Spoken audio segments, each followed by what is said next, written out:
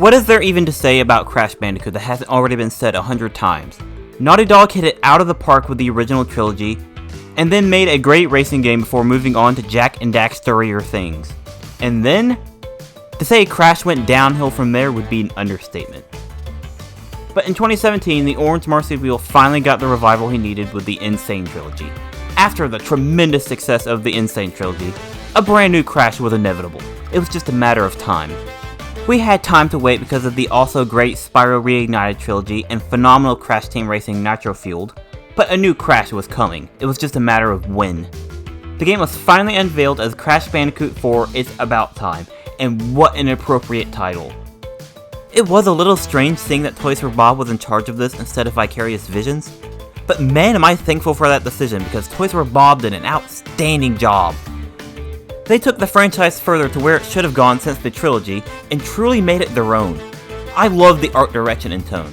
Yes, it looks drastically different compared to Insane, and let's just say that itself sparked a ton of controversy. No offense, but are you guys insane? The game is so stylized, and Toys for Bob did an amazing job of retaining the spirit of Crash while making it stand out to the rest, and it looks amazing. The character designs, the animations, and especially the environments all look fantastic. You can prefer Insane's designs more all you want, but how can you hate this when it could have easily been another one of this? But Toys for Bob did more than just a great job at the design, because they knocked it out of the park in basically every other aspect. Listen, I love Warped more than Crash 2, but I am so glad they put emphasis back on platforming as opposed to vehicles and variety. In fact, now that I think about it, it feels like they took the most inspiration from Crash 2's core design philosophy. The game is 90% platforming, and actually the only vehicles in the game are the Jetboard and Polar Bear from Crash 2. I love the levels in Crash 2 and 3. But I'm sorry, Crash 4 is the king of them all. Crash 4 really is the perfect example of how to do the hallway-based design in a modern way. The levels are so much grander in scale and length, with hundreds of more boxes to break, and the levels can easily be twice the length of any level from the original trilogy. The level themes are great and definitely the most creative and unique of the series so far. The level design is top-notch, actually very challenging. This game will test your skill more than almost any Crash game, especially when going after gems and boxes, because man, it can be brutal. Thankfully, the game is very forgiving with lives, because I died a lot and game overed quite a few times in the later half of the game. But it's all so tightly and fairly designed that I never found myself getting frustrated. Whenever I died, it almost always felt like my fault. From a casual playthrough at least. If you're going for 100%, may God have mercy on your soul. The game is just so much fun to play. Crash feels amazing to control. He doesn't have his full moveset from Crash 3, which is unfortunate, rest in peace Death Tornado Spin, but he does retain most of it and then some. You do keep the double jump, and slide spinning feels phenomenal now. Plus wall running and rail grinding fit really well with the formula. And the Quantum Masks were such a great addition. They blend so well into the game by giving you some control of existence. Phase shifting matter in and out, slowing down time, flipping gravity, and Death Tornado spinning. Okay, that one is definitely the odd one out, but it's still just as fun as any of the other masks. And I love the new characters. First off, Tawna. Say what you want about her new design, which looks great.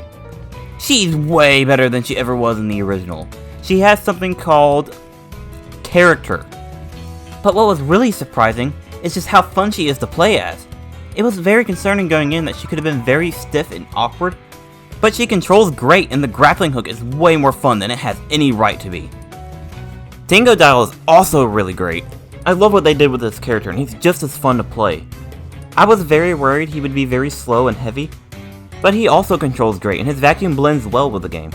Though I think it's funny how a character known for being a pyromaniac traded in his flamethrower for a redneck poltergust, but I'm not complaining.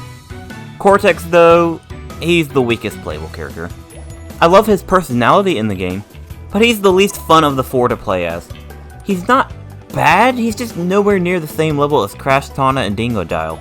He controls fine, but his block mechanic is just weird, and his stages tend to be the least interesting or most annoying. Still fine, but again the least interesting of the bunch. The only actual problem I do have is how their stages are structured. Each character gets one full stage to themselves and then gets levels in earlier levels that connect to the main one.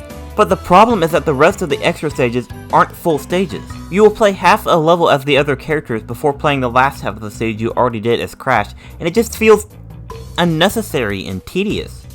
Aside from that issue though, this is the Crash game people have been wanting since the beginning.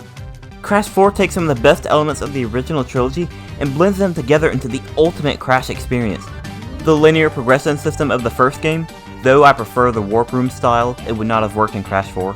The emphasis of fair and challenging platforming with few vehicles of Crash 2, and the creative level theming and charm of Crash 3. Crash 2 is great, I love Warped, but Crash 4 surpassed them all. The controls, the level design, the extra characters are well implemented and fun, awesome new power-ups, the balance of variety, really great bosses, Entropy as the main villain, a pretty great soundtrack, great writing, tons of content. This is the best Crash Bandicoot game. It did not disappoint whatsoever. Surely there's nothing else that can make this game even better.